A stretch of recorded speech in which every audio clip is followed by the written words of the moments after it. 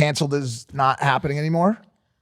I mean, I'm not saying that like it would be done forever. You know what I mean? Like I do really enjoy it, but it's just interesting. Like the girls that we were when we started that show were like quite literally like sucking dick behind a dumpster.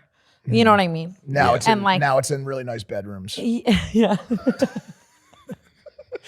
With really nice people. Of course. And but just the lore and just like my desire to comment on pop culture and be in the shrapnel every week and you know what I mean, just show up every week contractually and fucking tear people apart in a lot of ways. You know what I mean? I've just become such a different person. So why not question on that note? So why not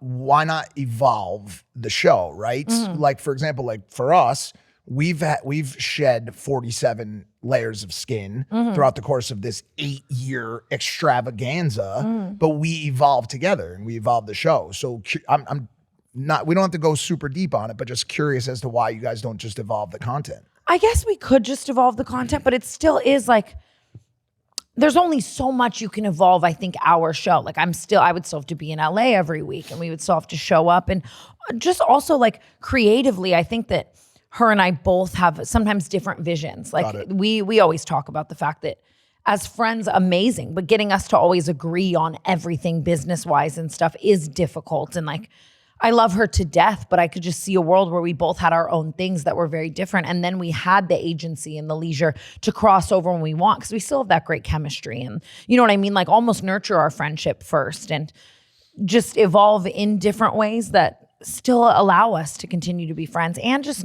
it's not a contractual obligation to show up on that couch every week and talk about Hailey Bieber's asshole. Yeah. You know? And that's a very important topic these days. Yeah. The fit of a business, friendship, relationship, or even just business partners, not even with the friendship, is akin to finding a romantic. But it is very, and I love her so very much, hard to make those puzzle pieces fit perfect. That is why I'm so grateful for this, because him and I are just like, to an extent, laser visioned in on the same perspective. Like it's so rare for us to have any kind of creative disagreement, business disagreement, friendship disagreement. Like we've just gotten so, this is what I was talking about before, so efficient and productive in our partnership across all of the different verticals of partnership that like it's very difficult to find that. Near impossible. What he's describing is essentially just being on the same wavelength to like the nth degree. Yeah. And I find that my strongest relationships and friendships in my current marriage, Nina. Like it was a slur. Well, I was thinking, I'm not married, fiance, the love of my life. Yeah. One of the things I noticed when I realized like, oh, this is the one, it was as simple as she made sense to me. Yeah. Which I just understood what she was saying. I followed her rationale. We had similar takes, and if we didn't, we could disagree and then end up on the same page. Like he makes sense to me. He says something, and I'll be like, oh yeah, I get that. Or if he doesn't, there's like a back and forth, and then we end on the same page. I think that can go a really long way in defining a friendship and certainly a business type friendship as I couldn't agree more. I really couldn't. And I love Brooke so much. I think that there's other capacities that we would like thrive more at. And it just, even with the audience, I feel like we're just at this point where we're kind of like beating a dead horse a little. You know what I mean? Like I'm ready to be on a beach, like just talking my shit, like wherever I am, and be a little more portable and be a little more. And it's just, I have a lot of people relying on me and her relying, like just, I'm ready for it to be a different capacity and to allow our friendship to thrive in a different way. And yeah. That's noble. Yeah. Flip the page.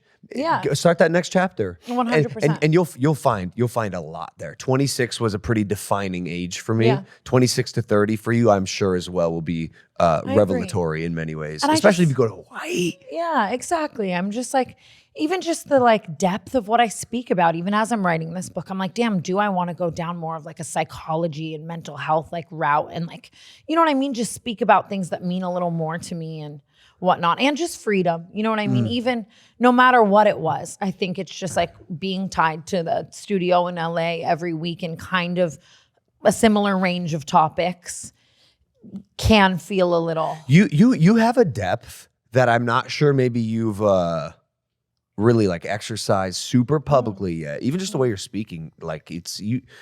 Tana's very, very intelligent. Yeah, like extremely intelligent. Yeah, I think people you could, don't. I think you could shock people maybe with. That's what I'm saying. Maybe eventually, you know, to like do your thing these next 3-4 years. But I could see you, diving deep on things with important people who need to be heard, or like have a voice that needs to be heard. I agree. I don't know. It's kind of what we want to do. We've done a good share of it, but we want to do more. Y'all sprinkle it in now again, but that's how I feel. Hey guys, if you like that clip, hit the subscribe button. And if you want to see more zany clips, click the video right here.